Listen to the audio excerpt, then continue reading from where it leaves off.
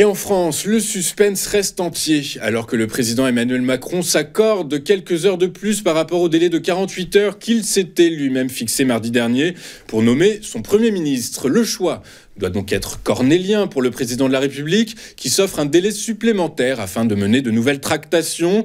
Il semble en effet que les trois favoris annoncés sont loin de faire l'unanimité. François Bayrou déplaît à gauche, Bernard Cazeneuve appartient au passé selon Marine Tondelier, et le choix de Roland Lescure, macroniste de la première heure, semble aller à l'encontre des exigences d'Olivier Faure. Cela étant, nous apprenions ce matin que François Bayrou est actuellement reçu à l'Élysée, et selon les dernières infos qui nous sont parvenues, la passation serait en cours. Dès lors, il semble de plus en plus probable que le futur Premier ministre du gouvernement français soit François Bayrou, le président du MoDem et le maire de Pau.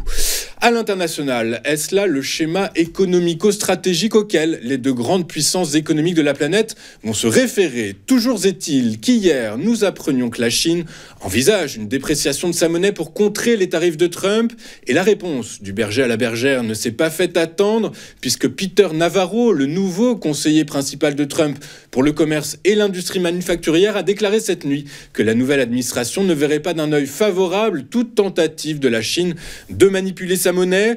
Des propos, somme toute, très symboliques, mais qui laissent présager que Trump est prêt à s'engager dans une guerre commerciale sans précédent avec la deuxième économie mondiale, comme il a souvent menacé de le faire pendant sa campagne électorale. Je vous rappelle que lors de cette campagne électorale, Donald Trump a annoncé son intention d'imposer un tarif général de 10% sur les importations et un tarif de 60% sur les importations chinoises aux États-Unis. Toujours aux États-Unis, le nombre d'Américains ayant déposé une nouvelle demande d'allocation chômage a augmenté de manière inattendue la semaine dernière, et ce alors que dans le même temps, la demande de main-d'œuvre a ralenti. Dans le détail, les demandes d'allocation chômage ont augmenté de 17 000 unités pour atteindre 242 000 en données corrigées des variations saisonnières, et ce pour la semaine terminée le 7 décembre dernier, selon des chiffres publiés hier par le ministère américain du Travail. Les économistes interrogés par Reuters avaient, eux, modélisé 220 000 demandes pour la semaine dernière. Quant au taux de chômage, il a grimpé à 4,2% en novembre,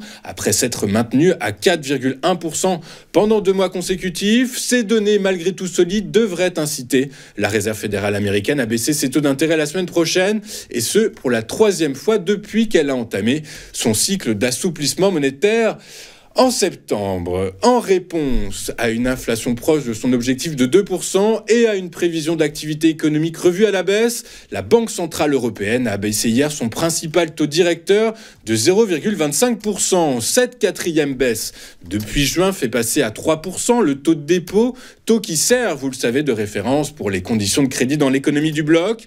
Les effets progressivement atténuée de la politique monétaire restrictive devrait favoriser une reprise de la demande selon le communiqué publié dans la foulée. Ceci étant, notons que malgré une légère hausse à 2,3% sur un an en novembre, l'inflation dans la zone euro reste bien inférieure à la prévision de 2,6% pour le 4e trimestre établi par la BCE. Pour autant, le Conseil des gouverneurs indique que le processus de désinflation est en cours et que la hausse des prix devrait se stabiliser durablement autour de 2%. L'institution basée à Francfort s'attend ainsi à un taux établi à 2,4% en 2024, 2,1% en 2025, 1,9% en 2026 et 2,1% en 2027. L'institution en a profité par ailleurs pour évoquer un taux neutre de 1,75 à 2,5% d'ici un an, ce qui suppose une poursuite de la baisse des taux à un rythme de 25 points de base par trimestre. Le Conseil des sages de la BCE anticipe par ailleurs un ralentissement de l'activité économique européenne et estime la croissance à 0,7% en 2024, puis 1,1% en 2025, 1,4% en 2026 et 1,3% en 2027. Je vous rappelle, toujours au sujet de politique monétaire, que la Réserve fédérale américaine se réunira la semaine prochaine et que les marchés n'intègrent pas pleinement la possibilité d'une baisse de 25 points de base, puisqu'ils projettent tout au plus 3 baisses de taux au cours des 6 prochains mois. On reste en Europe et on fait un petit point sur l'Allemagne maintenant, puisque selon l'Institut IFO, l'économie allemande pourrait se contracter de 0,1% cette année, ne croîtrait que de 0,4% en 2025, à moins que le futur gouvernement ne mette mettent en œuvre des politiques favorables à la croissance. Des changements structurels radicaux sont donc nécessaires et pour l'Institut, cela passe notamment par la réduction des impôts sur les sociétés, la réduction de la bureaucratie, l'amélioration des infrastructures et la stimulation de l'offre de main-d'œuvre, des mesures qui pourraient inciter les entreprises à moderniser leur outil industriel et ne pas délocaliser vers des marchés plus compétitifs. En outre, l'Allemagne redoute le pire avec Donald Trump puisqu'une guerre commerciale entre l'Union européenne et les États-Unis pourrait coûter jusqu'à 180 milliards d'euros à l'Allemagne d'ici à 2028. Je vous rappelle enfin que le chancelier Olaf Scholz a demandé un vote de confiance en vue d'élections anticipées qui, selon les derniers sondages, induiraient un changement de gouvernement. Avant de voir ce qu'il s'est passé sur la planète financière, regardons ce à quoi les investisseurs seront attentifs aujourd'hui. Et c'est la macroéconomie qui accaparera l'attention des opérateurs. Il y a un instant, c'était l'inflation française qui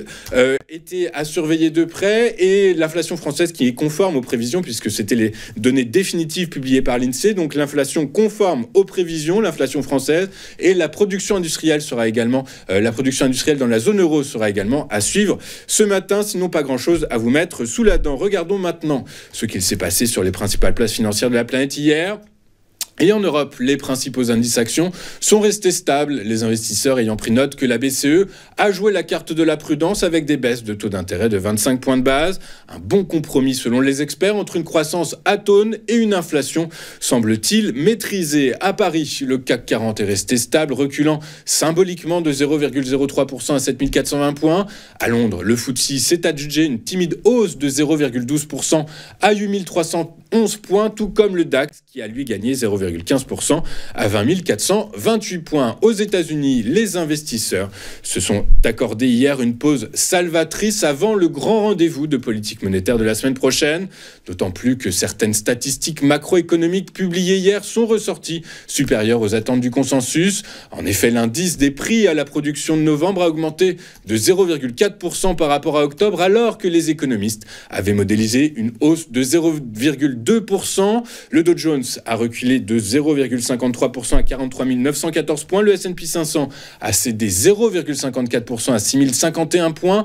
Le Nasdaq Composite, après avoir franchi avant-hier, je vous le rappelle, les 20 000 points, un record absolu en 53 ans d'histoire, et bien hier, il a reculé de 0,66% pour repasser sous les 20 000 points à 19 902 points pour les experts. C'est une prise de bénéfice dans la foulée de ce record absolu qui explique en partie ce repli hier du secteur de la tech, de l'indice de la tech américaine. En Asie ce matin, contrairement au sentiment premier européen, les conclusions de la conférence centrale annuelle sur le travail économique en Chine n'ont pas convaincu les investisseurs asiatiques inquiets concernant le ralentissement économique chinois. Le compte-rendu de cette conférence manquant selon eux de détails sur la politique de relance budgétaire, même si les autorités, vous le savez, se sont engagées à stimuler la demande intérieure. L'indice Hang Seng de Hong Kong a chuté de 1,7% à 20 057 points. L'indice Shanghai Composite a lui perdu 1,5% à 3 410 points. Quant au Nikkei, il a lui cédé près de 1% à 39 470 points. Enfin hier, sur le marché du pétrole, les prix ont clôturé en baisse alors que le dernier rapport de l'AIE anticipe un excédent d'offres de 950 000 barils par jour en 2025. Résultat, le prix du baril de Brent de la mer du Nord pour livraison février a reculé de 0,15% à 73,41 $. Quant à son homologue américain, le baril de West Texas Intermediate pour livraison en janvier, il a lui perdu 0,38%, mais maintient le seuil symbolique des 70 $ puisqu'il a clôturé hier à 70 $. 02 cents. On va marquer une courte pause dans cette édition du 13 décembre et juste après, comme vous en avez l'habitude, nous allons retrouver Antoine Quesada qui va nous expliquer comment adapter nos stratégies d'investissement et de trading sur le CAC 40. À tout de suite sur Téléfinance.